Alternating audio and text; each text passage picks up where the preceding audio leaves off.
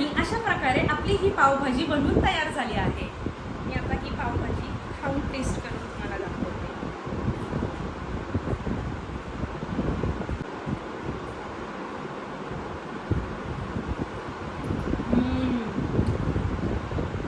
खूप छान झाली आहे ही पावभाजी। तुम्ही नक्की ट्राय करा आणि मला सांगा कशी झाली आहे।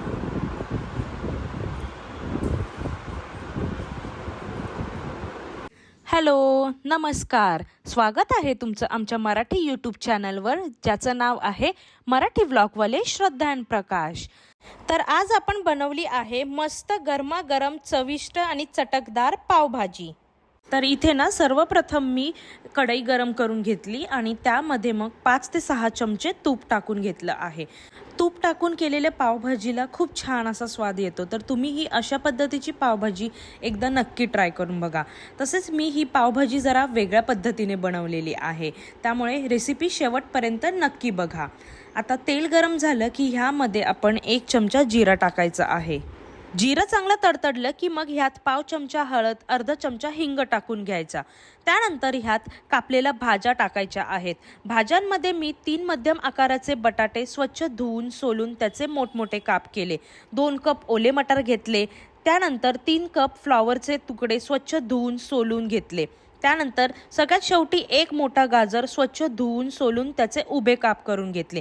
या सगळ्या भाज्या पाणी टाकून 4 ते 5 मिनिटं छानपैकी परतून घ्यायच्या आहेत। भाज्या तुपामध्ये परतून घेतल्याने पावभाजीला छान आणि वेगळाच असा स्वाद येतो।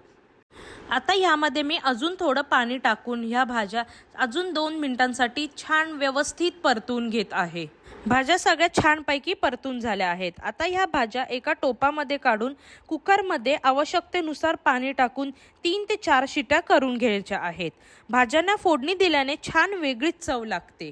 कुकरची शिटी थंड होईपर्यंत इथे आपण बाकीची तयारी करून घेणार आहोत। यासाठी सर्वप्रथम 1 मोठी शिमला मिरची, 4 मध्यम आकाराचे टोमॅटो आणि 4 मध्यम आकाराचे कांदे, ह्या सगळ्या भाज्या व्यवस्थित धुवून सोलून त्या चिरून घ्यायच्या आहेत। ह्या भाज्या चिरून झाल्या की बाजूला ठेवून द्यायच्या आहे। मग गॅसवर 1 कढई गरम करून त्यात 5 चमचे तूप आणि 2 चमचे तेल टाकून घ्यायचं आहे। तेल चांगले गरम झाले की मग ह्यामध्ये बारीक चिरलेला कांदा हलकासा बदामी आणि मऊ होईपर्यंत परतून घ्यायचा आहे।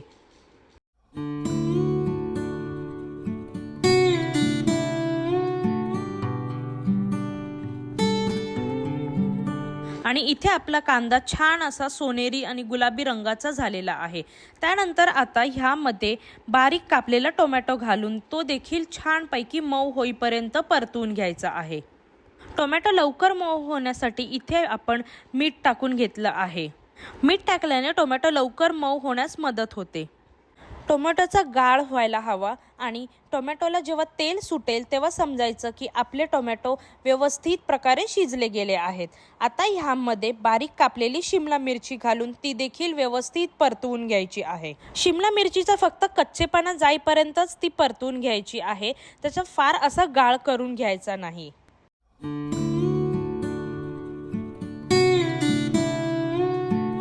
आता वेळ झाली आहे मसाले टाकण्याची। मसाल्यांमध्ये सर्वप्रथम 1 मोठा चमचा लाल तिखट टाकायचा आहे। लाल तिखट तुम्ही तुमच्या आवडीनुसार कमी जास्त टाकू शकता। मग 1 चमचा पावभाजी मसाला टाकायचा, पाव चमचे धना पावडर, पाव चमचा हिंग।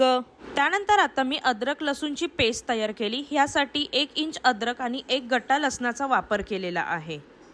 मग 1 चमचा अद्रक लसणाची पेस्ट ह्यामध्ये टाकून व्यवस्थित परतवून घ्यायचं आहे। साधारण अद्रक आणि लसणाचा कच्चेपणा जाईपर्यंत हे परतवून घ्यायचं। कुकरच्या शिट्या झाल्यावर उकडलेल्या भाज्यांचं पाणी काढून ते बाजूला ठेवून द्यायचं आणि आता ह्या भाज्या छान स्मॅश करून घ्यायच्या। जितकं बारीक तुम्ही स्मॅश करून घ्याल तितकी छान आपली भाजी बनते। आता ह्या स्मॅश केलेल्या भाज्या आपण आपल्या कढईमध्ये छानपैकी मिक्स करून घेत आहोत। तुम्हाला अजून लाल रंग हवा असेल तर तुम्ही भाज्या उकडून घेताना बीटचा छोटा तुकडा टाकू शकता। इथे मी नाही टाकला, तुम्हाला हवा असेल तर तुम्ही टाकू शकता। आता यामध्ये उकडलेल्या भाज्यांचं पाणी टाकून द्यायचं आणि परत एकदा व्यवस्थित मिक्स करून घ्यायचं। मग यात चवीनुसार मीठ टाकायचं आणि अशा प्रकारे आपली ही पावभाजीची भाजी तयार झाली आहे। आता गॅस बंद करून वरून कोथिंबीर टाकून घ्यायची। यानंतर मी पावभाजीसाठी पाव तूप लावून गरम करून घेतले आणि अशा प्रकारे आपली पावभाजी तयार झाली आहे। ही तूप वापरून केलेली पावभाजी नक्की ट्राय करा, कारण ही चविष्ट तर लागतेच, सोबत हेल्दी सुद्धा आहे। तर अशी ही तूप वापरून बनवलेली भाजी कशी झाली आहे हे आम्हाला लाईक, शेअर आणि कमेंट करून नक्की कळवा। तसेच तुम्ही व्हिडिओ तर बघतात पण चॅनलला सबस्क्राईब करत नाही, तर प्लीज चॅनलला सबस्क्राईब करा। लवकरच भेटूया पुढच्या व्हिडिओमध्ये, तोपर्यंत बाय।